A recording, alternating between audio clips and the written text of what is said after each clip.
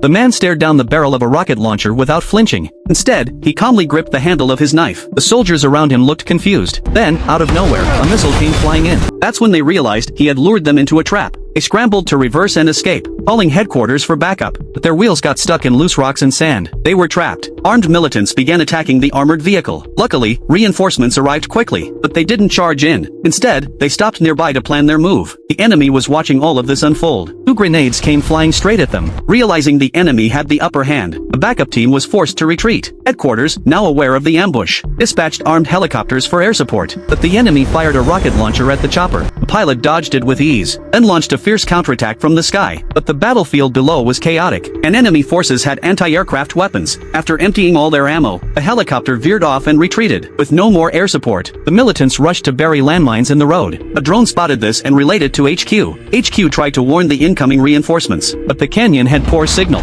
The message never got through. The armored convoy pressed on, facing heavy fire from all directions. The vehicle-mounted machine guns fired back non-stop. Then the lead vehicle hit a landmine. It went up in flames instantly. The second vehicle rolled over another mine. Both tanks were blackened by the blasts. HQ saw what happened and sent even more reinforcements. The soldiers from the first ambush, still waiting for help, watched it all unfold, helpless to do anything. Despite the damage, the crews in the destroyed vehicles were still alive. They kept firing the roof-mounted machine guns, holding the enemy at bay. Just then, more armored vehicles arrived. Machine guns on the roofs opened fire on the militants. Soldiers jumped out and began engaging the enemy on foot. More vehicles rolled in behind, using the damaged tanks as cover. A brutal firefight broke out once again. Meanwhile, the wounded soldiers trapped inside kept an eye on enemy movements. When they spotted targets, they opened fire with their own machine guns. Under heavy cover fire, the first group of trapped soldiers was pulled out. Then they turned the guns toward the hillside. The enemy took heavy losses. Soon, the second group managed to open their doors, and were rescued too. But just as they drove away, boom,